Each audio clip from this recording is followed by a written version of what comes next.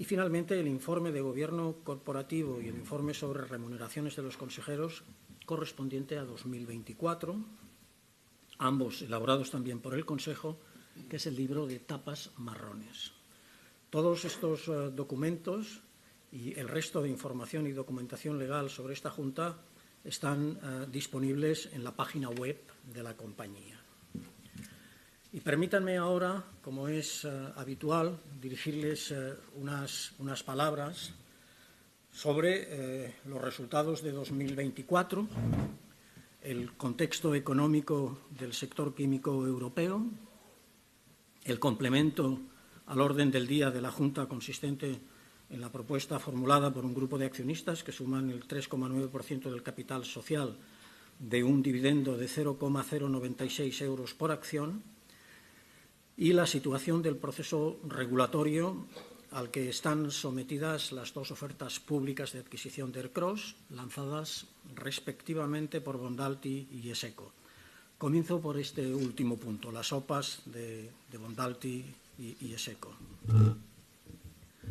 A título de recordatorio, el 5 de marzo de 2024, Bondalti lanzó una OPA sobre el 100% de las acciones de Ercros a un precio de 3,60 euros por acción, ajustado a 3,505 euros por acción después del dividendo pagado por Ercros el pasado 10 de julio. Y el 28 de junio de 2024, Eseco lanzó una OPA sobre el 100% de las acciones de Ercros a un precio de 3,84 euros por acción, ajustado a 3,745 euros por acción después del dividendo antes referido. Ambas ofertas son no solicitadas y están sujetas a las aprobaciones de las autoridades competentes y a la aceptación del 75% del capital social de Ercros más una acción. Según han manifestado Bondalti y Eseco, si consiguen su control, sacarán a Ercros del mercado de empresas cotizadas. Por causa de potenciales riesgos para la competencia en los mercados de determinados productos, el 18 de diciembre de 2024 la CNMC acordó el inicio de la segunda fase de análisis de la concentración de Bondalti y Ercros, y el 10 de febrero de 2025 hizo lo propio para la concentración de Eseco y Ercros. Los productos involucrados son la sosa y el hipoclorito en la concentración de Bondalti y Ercros y la potasa líquida, potasa sólida y carbonato potásico en la de Eseco y Ercros. En estos momentos nuestra percepción, es una percepción subjetiva, es que debemos estar en la recta final de la segunda fase. Digo que es subjetiva porque todavía no tenemos prueba fehaciente, es decir, una comunicación de la CNMC que nos diga esto, ¿no? Cuando concluya esta fase, sabremos si la CNMC confirma la existencia de problemas para la competencia en los mercados señalados. Caso de que así sea, sabremos también si las empresas han ofrecido compromisos para solventar estos problemas o si la CNMC ha impuesto condiciones para la autorización de las respectivas OPAs. Y en ese caso, si estas condiciones son o no aceptables para Bondalti y Eseco. También podría ocurrir, aunque consideramos que es improbable, que la CNMC considerara que no hay condiciones posibles para solventar los problemas de competencia identificados y decidiera prohibir una o las dos operaciones. En el supuesto de que las condiciones hayan sido aceptadas por ambas empresas y transcurrido el plazo de 15 días hábiles para una posible intervención del Gobierno, que no parece probable, insisto, los expedientes pasarán a la CNMV, que deberá autorizar primero la oferta de Bondalti y después la oferta de Eseco. Una vez autorizadas ambas, comenzará el plazo común de aceptación de las dos ofertas, que transcurrirá en paralelo y tendrá una duración de 30 días naturales, a lo largo del cual serán los accionistas de Ercros los que individualmente decidirán si venden o no venden sus acciones. Dentro de los primeros 10 días del plazo de aceptación, tomando en consideración la información contenida en el correspondiente folleto de la operación, el Consejo de Administración de Ercros emitirá su informe respecto a cada una de las ofertas. Al final de dicho plazo de aceptación se llevará a cabo el proceso de sobres cerrados, en el que los dos oferentes podrán decidir si mejoran o no su oferta, teniendo Bondalti como primer oferente el derecho a una última mejora si su precio no es inferior en más de un 2% al precio ofrecido por Eseco. Si alguno o ambos oferentes mejoran su oferta, el plazo de aceptación se extenderá 15 días más, mientras que en caso contrario las ofertas concluirán en ese momento con el anuncio del resultado por parte de la CNMV. El procedimiento anterior se simplifica si una o las dos empresas oferentes deciden no aceptar las condiciones de la CNMC o si la CNMC decide prohibir una de las dos operaciones. Si una de ellas no aceptara las condiciones, el proceso de sobres cerrados sería evidentemente innecesario.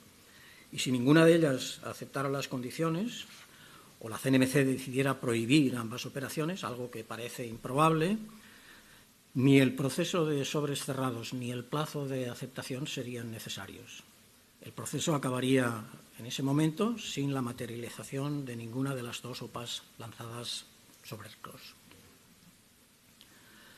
Paso ahora a considerar la propuesta para repartir un dividendo de 0,096 euros por acción presentada por un grupo de accionistas que suman el 3,9% del capital social. Esta es la propuesta que figura en el punto 8º del orden del día.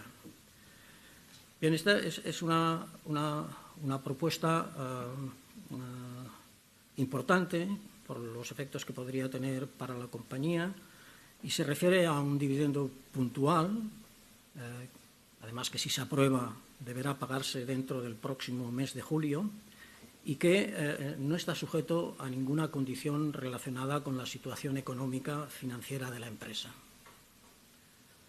Esta situación, esta omisión, la omisión de que no se condicione el pago del dividendo a la situación económica de la empresa y, por lo tanto, a sus posibilidades financieras de poder afrontarlo, es lo que, una vez tuvo lugar el anuncio de este complemento, haya activado las alertas del sistema financiero y, en particular, de nuestros bancos acreedores, que no entienden, por lo que nos han hecho llegar, cómo una empresa que está en pérdidas y que no cumple las ratios financieras establecidas en los correspondientes contratos, que por cierto son muy similares a las establecidas en nuestra política de remuneración al accionista, pueda siquiera contemplar la posibilidad de tener que pagar un dividendo en el mes de julio.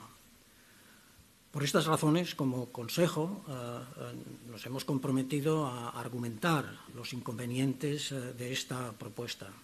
Y en este sentido, en un informe que emitimos el pasado 20 de mayo, el Consejo manifestó, en primer lugar, que la propuesta de repartir dividendos con cargo a reservas no es adecuada, dadas las pérdidas significativas registradas en 2024 y el primer trimestre de 2025 por causa de la fuerte crisis del sector químico europeo, agravada por factores geopolíticos y económicos sobre los que la empresa no tiene control alguno y ejemplos de los cuales estamos viendo cada día en las últimas semanas.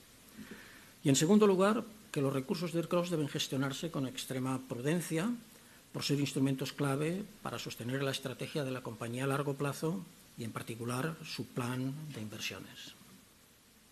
Y en un informe posterior, de 2 de junio, el Consejo advirtió que la aprobación del dividendo propuesto implicaría el incumplimiento por parte de la sociedad de las obligaciones recogidas en los contratos de financiación que ha suscrito y, en particular, el incumplimiento de la obligación de no distribuir dividendos si la empresa incurre en pérdidas, como desgraciadamente ha sucedido en el ejercicio 2024. Hoy nos vemos en la obligación de reiterar estas advertencias ante todos ustedes, los accionistas aquí presentes y los que nos están siguiendo por vía telemática, y les pedimos que voten en contra del punto 8º del orden del día. Paso ahora a considerar el contexto económico en el que está inmerso el sector químico europeo Y a continuación entraré en las consecuencias de esta situación para ERCROSS y en particular para los resultados del ejercicio 2024. Desde la segunda mitad de 2022 y coincidiendo con el inicio de la guerra en Ucrania, el sector químico europeo se ha visto afectado por una fuerte bajada cíclica cuya causa inicial fue el severo shock energético al que tuvo que enfrentarse toda la industria manufacturera europea. Este shock afectó a Europa, pero no a Estados Unidos y solo en una medida muy menor a China. El shock fue, por tanto, territorialmente desigual y causó una significativa pérdida de competitividad de la industria química europea y, en particular, de la industria intensiva en consumo de energía. Estas condiciones todavía persisten. En 2024 el precio del gas en Europa fue 4 veces más caro que en Estados Unidos y en el periodo de enero a marzo de 2025 fue 3,3 veces más caro. Esta pérdida de competitividad ha causado un descenso acusado de la demanda de productos químicos europeos, tanto por la vía de una menor actividad general de la industria manufacturera, que es un cliente principal del sector químico, como también, y esto es muy importante señalarlo, por la mayor presencia en Europa de productos químicos procedentes de fuera de la Unión Europea. Ha causado también un descenso muy significativo en la tasa de utilización de la capacidad instalada. En el primer trimestre de 2025, la tasa de utilización del sector químico europeo fue del 74%, cuando la media del periodo 2010-2024 se situó por encima del 81%. Para hacernos una idea de lo que está sucediendo, una tasa de utilización de la capacidad instalada del 74%, que es lo que tenemos ahora, nos pone en una situación similar a la vida en Europa en 2020, durante la fase más dura del COVID-19. Respecto a la demanda existente, hay evidentemente una sobrecapacidad, un nivel de sobrecapacidad demasiado alto. La corrección de este desequilibrio deberá venir bien de una recuperación de la demanda, que de momento, desgraciadamente, no se vislumbra, bien de la reducción de la capacidad instalada, que es una vía más lenta, pero que en el medio y largo plazo no se puede descartar. Es más, incluso en estos momentos siempre acaban apareciendo noticias de empresas multinacionales que pasan revista a la localización geográfica de sus activos y contemplan el traslado de capacidad desde Europa a otras localizaciones más aptas y con precios más baratos de la energía. Paso ahora a examinar los resultados del ERCROSS del ejercicio 2024. Como veremos a continuación, y como no podría ser de otra forma, estos resultados se han visto afectados por la crisis manifiesta del sector químico europeo, a la que me he referido anteriormente. Los 3 hechos clave que definen en este ejercicio y que tienen ustedes reseñados en la pantalla son los siguientes. El primero, como ya he señalado para Europa, es la constatación de que seguimos inmersos en los efectos del fuerte shock energético provocado por la guerra en Ucrania en febrero de 2022. Aun teniendo en cuenta que los exagerados precios que alcanzó la energía inmediatamente después de la invasión de Ucrania, estos precios que tendieron a bajar de forma inmediata, que tendieron a bajar poco después, lo hicieron por los efectos del mercado. Pero a pesar de ello, a pesar de esta explosión inicial y esta bajada inmediata, esta bajada relativa inmediata, el diferencial entre los precios actuales y los existentes antes del COVID y de la guerra en Ucrania sigue siendo muy elevado. Y no solo eso, sino que sigue siendo también determinante de la pérdida de competitividad de la industria química europea frente a Estados Unidos y Asia. Los precios OMIE de la electricidad antes del COVID y de la guerra se situaban en unos 50 euros megavatio hora y en 2025 estarán previsiblemente en los 70 euros megavatio hora. En España la electricidad en 2025 será, por tanto, un 50% más cara de lo que era antes de estos acontecimientos tan disruptivos. Y los precios TTF del gas estaban en unos 20 euros megavatio hora antes de estos acontecimientos, y en 2025 previsiblemente estarán en unos 40 euros megavatio hora. El gas, pues, será en 2025 el doble de caro que lo era antes de la guerra en Ucrania y la COVID. El segundo hecho clave es la presión a la baja de los márgenes que hemos experimentado. El EBITDA del CROSS en 2024 fue 29 millones de euros, muy por debajo de los 44 millones de 2023. Además de los costes energéticos, los márgenes de 2024 se vieron afectados por otras circunstancias, en particular por el mayor gasto en personal motivado por el hecho de que al incremento del 3% del convenio vigente se le añadiera una subida adicional del 10,3% motivada por el coste del desvío del IPC acumulado del periodo 2021-2023 del convenio anterior. El tercer y último hecho clave que quiero destacar es la pérdida de 12 millones de euros registrada en 2024, frente al beneficio de casi 28 millones de 2023, una caída de más de 39 millones de euros.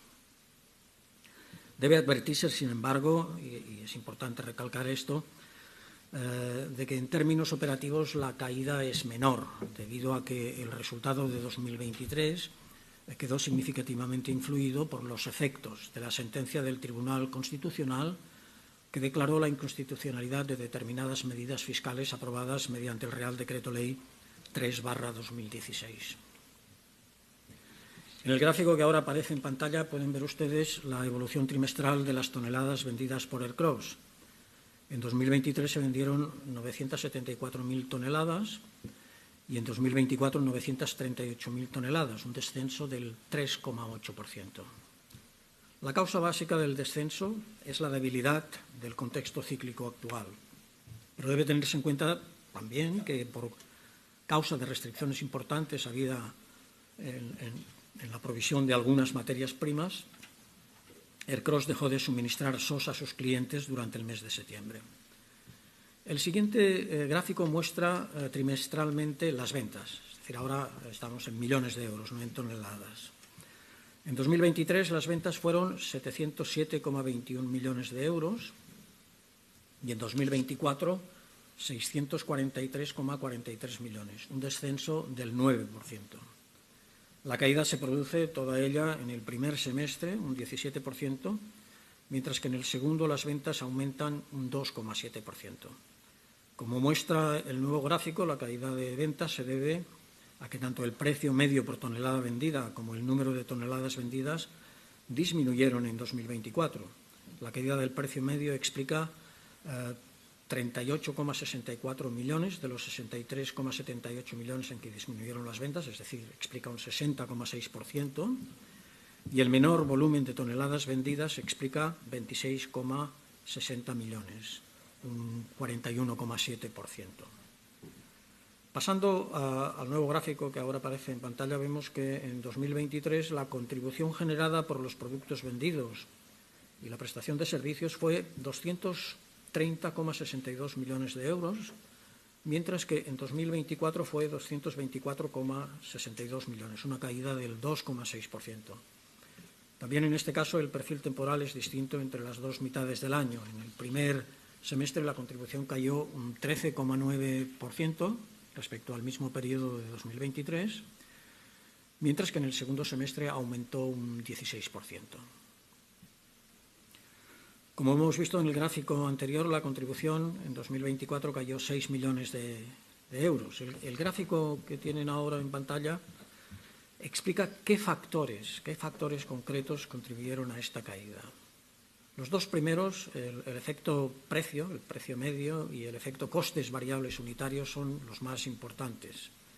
Como podemos ver, el efecto precio negativo de menos 31,80 millones de euros fue inferior en términos absolutos al efecto positivo de los costes variables unitarios de 34,58 millones de euros. El efecto neto de estos dos factores ascendió a 2,78 millones. Y este relativamente pequeño efecto, es un efecto positivo relativamente pequeño, hubiera sido el resultado final si las demás variables hubieran permanecido constantes. Las demás variables, sin embargo, no permanecieron constantes, como lo prueba el efecto volumen negativo, que minoró la contribución en 8,67 millones, y el efecto mix, que lo hizo en 0,10 millones, dando lugar a la variación total de la contribución de menos 6 millones antes reseñada.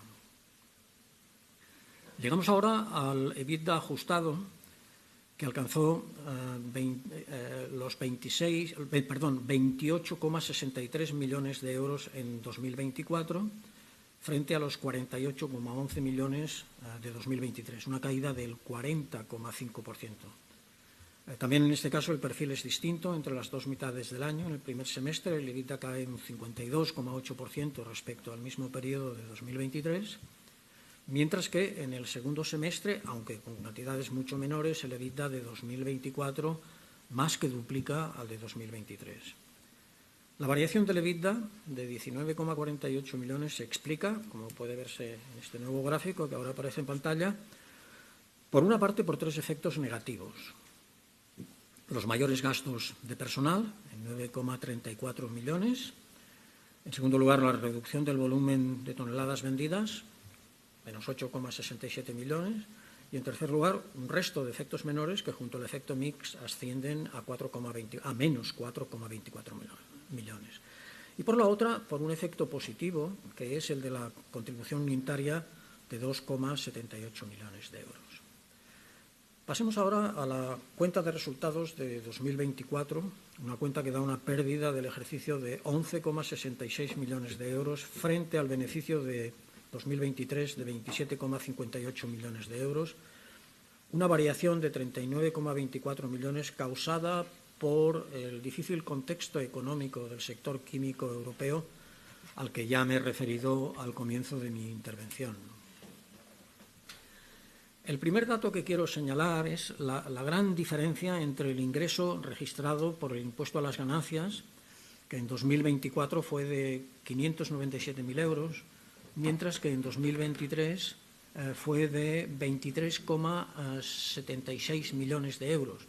La diferencia se debe a que, como he explicado antes, en 2023 se contabilizaron los ingresos esperados como consecuencia de la sentencia del Tribunal Constitucional a la que me he referido anteriormente.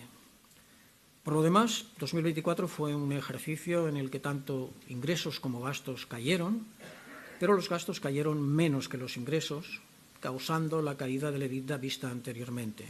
Entre los ingresos destaca el aumento del 32,7% del epígrafe de prestación de servicios, debido, entre otros, al impacto de los ingresos por el servicio de respuesta activa a la demanda de electricidad. Y entre los gastos, por una parte, el menor coste de los suministros, una caída del 14,6%, debido principalmente al abaratamiento respecto a 2023 de la energía eléctrica y del gas, y por la otra, el aumento del 10,2% de los costes de personal, que ya ha sido comentado antes. La siguiente diapositiva presenta el balance del CROSS a 31 de diciembre de 2024. Los activos no corrientes disminuyen 15,35 millones de euros, debido principalmente a la reclasificación a corto plazo de la deuda a cobrar de la Hacienda Pública de 19,33 millones de euros. El capital circulante aumenta 33,77 millones como consecuencia del aumento de activos corrientes, por, otra vez y entre otros, la reclasificación de la cuenta a cobrar a la Hacienda Pública, acabada de referir, y el aumento de existencias de 11,08 millones. El patrimonio neto disminuye 21,96 millones, principalmente por las pérdidas del periodo, de 11,66 millones, y por el pago del dividendo de 8,78 millones. Y para explicar la variación de la deuda financiera neta pasamos a la siguiente diapositiva que aparece ahora en pantalla. El CROSS comenzó 2024 con 90,07 millones de euros de deuda financiera neta. A lo largo del año la deuda aumentó 17,16 millones por el flujo de caja negativo, 13,03 millones por la renovación de alquileres, 9,10 millones por la retribución a los accionistas y 4,22 millones por otras causas de orden menor. En total, Ercros aumentó su deuda financiera neta 43,51 millones, situándola a 31 de diciembre de 2024 en 133,58 millones de euros. La siguiente diapositiva muestra el detalle de la deuda financiera. Como pueden ver en la primera columna del cuadro, los 133,58 millones de deuda financiera neta se corresponden con los 172,33 millones de deuda financiera bruta, menos 38,76 millones de tesorería y depósitos. El aumento de la deuda financiera neta de 2024, documentado en la anterior positiva, se debe principalmente al incremento de la deuda financiera bruta causada por el aumento de la financiación de circulante. El impacto de la crisis, en mayor o menor medida, ha afectado a todos los negocios, aunque, como se puede ver en los gráficos que aparecen en pantalla, con unas ciertas diferencias. Las ventas, estos son los gráficos de la parte izquierda de la diapositiva, caen en las tres divisiones, si bien la mayor caída, con diferencia, es la caída que se produce en la división de derivados del cloro. El EBITDA ajustado, estos son los gráficos a la derecha de la diapositiva, solo cae en derivados del cloro, pero de una forma muy acusada, cae concretamente un 63,2%. En química intermedia, el EBITDA ajustado sube un 11,5% y en farmacia un 48,2%, pero como pueden ver, desde una base en 2023 particularmente baja. Paso ahora a reseñar brevemente la ejecución del Plan 3D, al que se han ido incorporando nuevos proyectos e iniciativas en las diferentes dimensiones del plan, es decir, en la diversificación, digitalización y descarbonización, dando lugar al denominado Plan 3D ampliado. Dos inversiones significativas son las de las fábricas de Vilaseca 1 y Vilaseca 2, presentadas al PERTE de descarbonización, para las que hemos obtenido subvenciones que suman 14,6 millones de euros. En la fábrica de Vilaseca 1, el proyecto consiste en la instalación de una caldera eléctrica para la generación de vapor de agua, que sustituirá progresivamente a la caldera actual que emplea gas natural y que, por lo tanto, produce emisiones. La reducción de emisiones de CO2 prevista supone el 37,5% de las emisiones totales del centro en 2022. El presupuesto total del proyecto es de 3,7 millones de euros y la subvención que le corresponde asciende a 0,5 millones de euros. Y en la fábrica de Vilaseca 2, el proyecto consiste en primer lugar, la optimización del aprovechamiento del hidrógeno coproducido en las electrolisis de cloro sosa con el fin de sustituir el gas natural en distintos quemadores de la planta. En segundo lugar, la recuperación y aprovechamiento del calor residual de las plantas de producción de EDC y de VCM, que permitirá la reducción de la generación de vapor de agua mediante gas natural. Y, en tercer lugar, la adquisición e instalación de una caldera de producción de vapor de agua mediante biomasa para sustituir a la de gas natural. La reducción de emisiones de CO2 prevista supone el 67% de las emisiones totales actuales del centro. El presupuesto estimado del proyecto es 51 millones de euros y la subvención que le ha correspondido es 14,1 millones de euros. Como pueden ver en el cuadro que ahora aparece en pantalla, hasta el 31 de diciembre de 2024, el CAPEX acumulado neto de subvenciones ascendió a 84,83 millones de euros. Las actuaciones relevantes que quedan pendientes de ejecución son las correspondientes a las actuaciones en las dos fábricas de Vilaseca a las que me acabo de referir, las dos actuaciones que acabo de describir. A partir del 31 de diciembre de 2024 y hasta el 31 de diciembre de 2027 preveemos completar el programa de inversiones del Plan 3D, es decir, el Plan 3D quedaría ya completado en su forma ampliada actual, con un CAPEX adicional neto de subvenciones de 41,22 millones de euros, que supondrá elevar el CAPEX acumulado del Plan 3D a 126,05 millones de euros.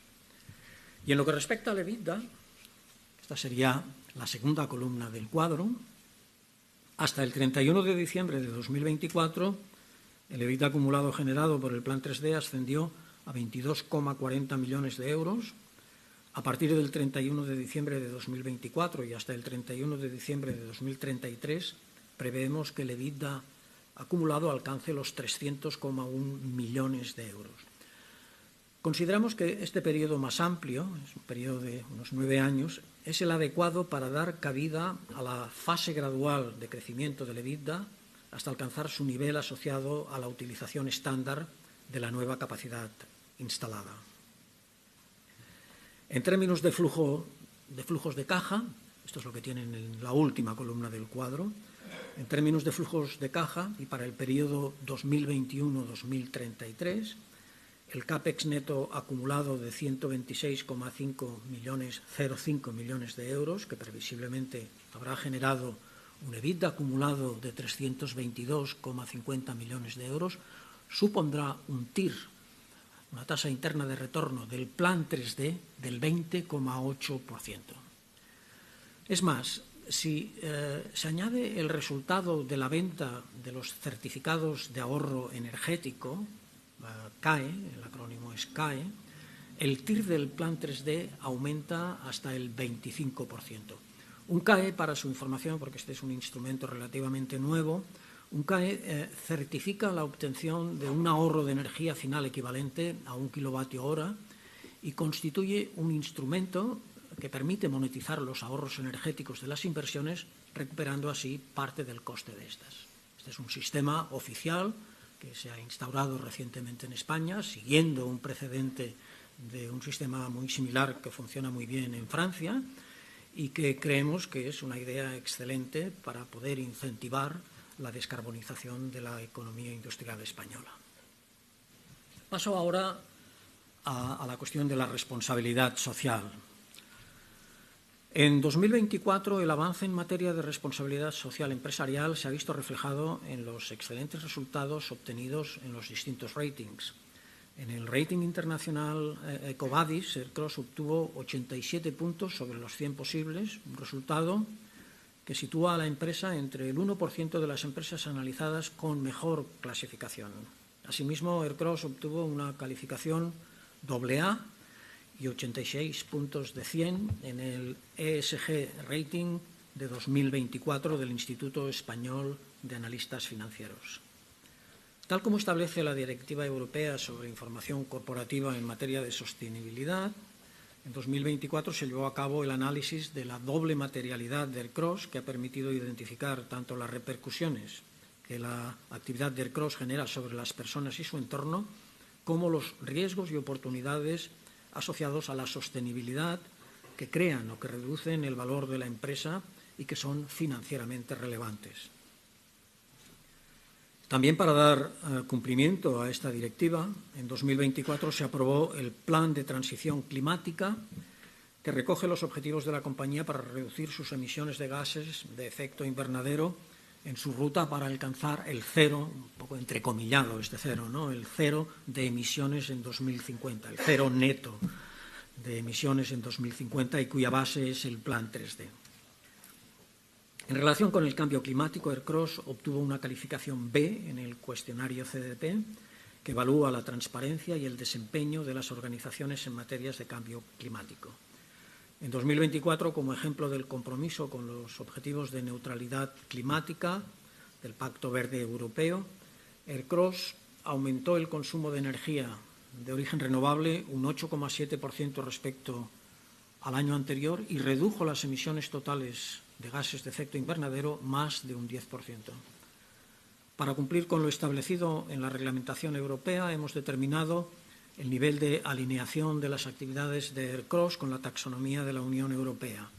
El resultado de este estudio refleja que la actividad de fabricación de cloro en Vilaseca 1 está alineada con el objetivo de mitigación del cambio climático, por lo que se considera una actividad ambientalmente sostenible.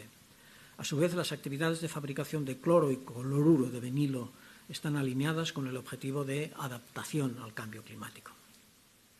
En materia de economía circular, cabe destacar que el 36% de los envases flexibles de plástico comprados ha sido de plástico reciclado y el 50% de los palés comprados ha sido recuperado o reciclado. La plantilla media de Ercros en 2024 fue de 1.335 personas, prácticamente igual a la del año anterior. La presencia de mujeres se ha situado en el 19,4%, lo que confirma la tendencia al alza en el número de mujeres que trabajan en Ercros, pero hay que señalarlo aún lejos del objetivo de igualdad de género. Ercros sigue trabajando para aumentar la presencia de mujeres en su plantilla, particularmente en las categorías laborales vinculadas a las operaciones de fábrica. En materia de accidentabilidad, el índice de incidencia de Ercros en 2024, que mide el número de incidentes con baja de personal propio por cada 1.000 trabajadores, fue un 4,5 frente a un índice de incidencia de 9,3 en las empresas de Feique y de 44,7% en la industria española en general. La importancia es sustancial, 4,5 para Ercros frente a 44,7 en la industria española en general. Un poco para poner en perspectiva el valor de este 4,5. El compromiso de Ercros en materia de seguridad y salud ha sido recientemente reconocido con el Premio Seguridad 2024, otorgado por Feique a la fábrica de Sardañola, por no haber tenido ningún accidente laboral con baja en dicho año. El absentismo por enfermedad común se situó en un 5,3%, un índice superior al del año anterior, lo que lleva a Ercros a potenciar las acciones que se están llevando a cabo para frenar esta tendencia y reforzar sus iniciativas de bienestar laboral y salud ocupacional. La formación de la plantilla ocupa un espacio destacado en la actividad de la empresa. En 2024, el 95% de la plantilla participó en actividades formativas con una media de 24 horas de formación por persona. Estas cifras demuestran que Ercros sigue confiando en la formación de su plantilla como herramienta clave para su desarrollo futuro. En materia de calidad, el porcentaje de suministros satisfactorios se mantuvo en 2024 en 99,7%. Ercros ha mantenido el diálogo con accionistas e inversores, clientes y proveedores, medios de comunicación y la sociedad en general. Cabe destacar la colaboración de la empresa con distintas iniciativas solidarias, entre las que sobresalen las relacionadas con la Dana de Valencia, con la donación de productos desinfectantes, y el patrocinio de eventos deportivos solidarios. Tal como marca la legislación, la empresa externa de certificación Bureau Veritas ha verificado el estado de información no financiera correspondiente a 2024 y avala el compromiso de Ercros con la sostenibilidad.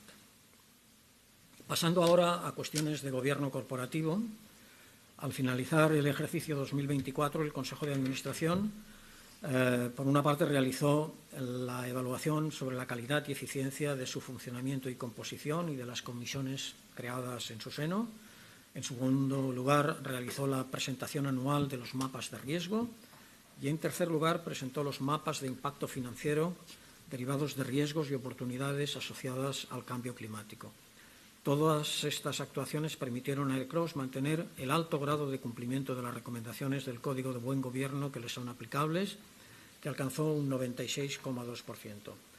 Cabe destacar la obtención por cuarto año consecutivo de la máxima puntuación G++ en la revisión de la certificación del cumplimiento del Índice de Buen Gobierno Corporativo, verificada por AENOR en relación con las prácticas de buen gobierno.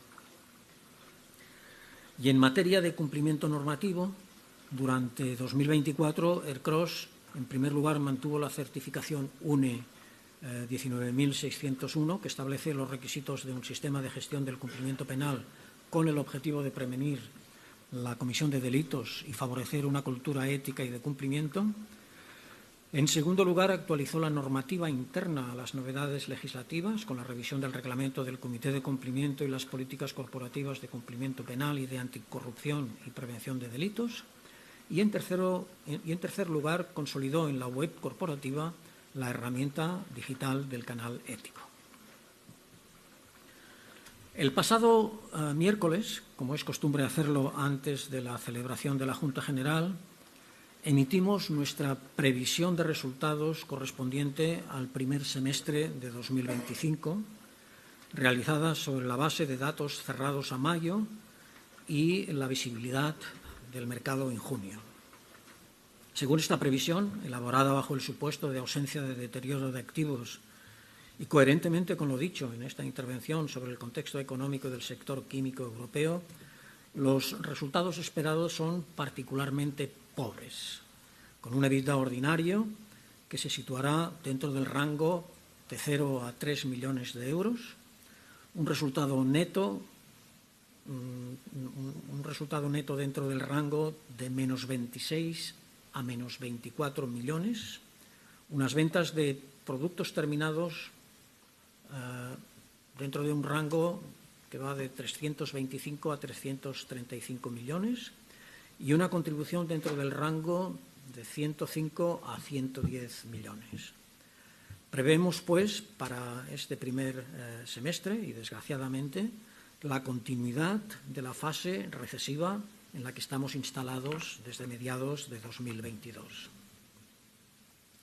Cabe señalar que, además de la influencia de este contexto recesivo, los resultados del primer semestre se han visto afectados por el apagón del pasado 28 de abril, que causó un descenso de las producciones y ventas del periodo.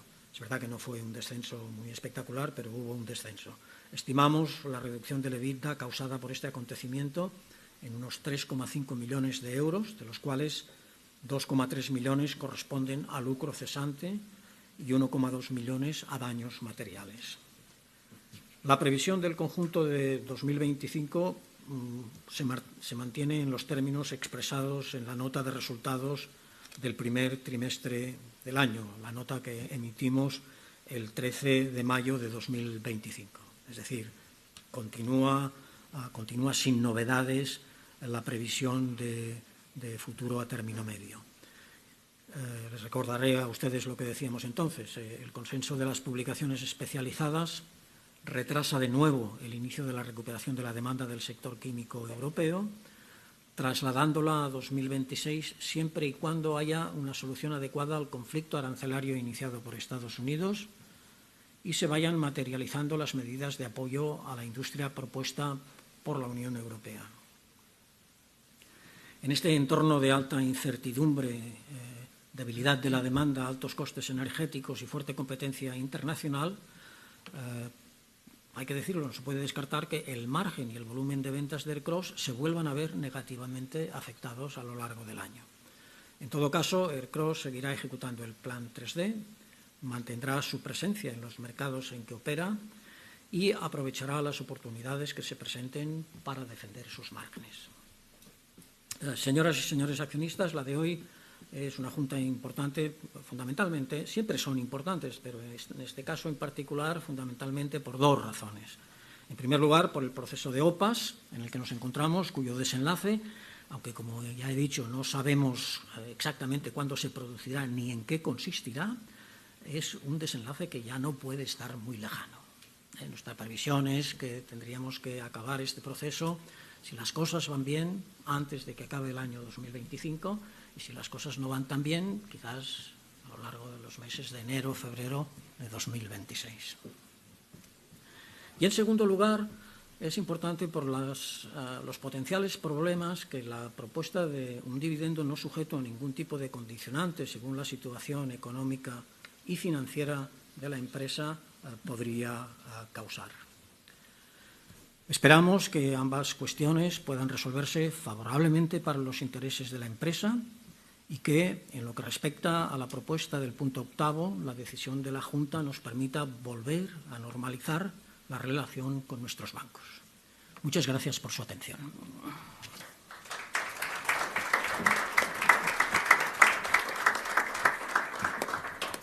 Antes de pasar al turno de ruegos y preguntas y a contestar asimismo las preguntas que los accionistas bien han remitido por escrito con anterioridad a la celebración de esta Junta o bien van a formular antes del cierre del turno de intervenciones, ruego al secretario que nos facilite los datos del quórum definitivo de la Junta.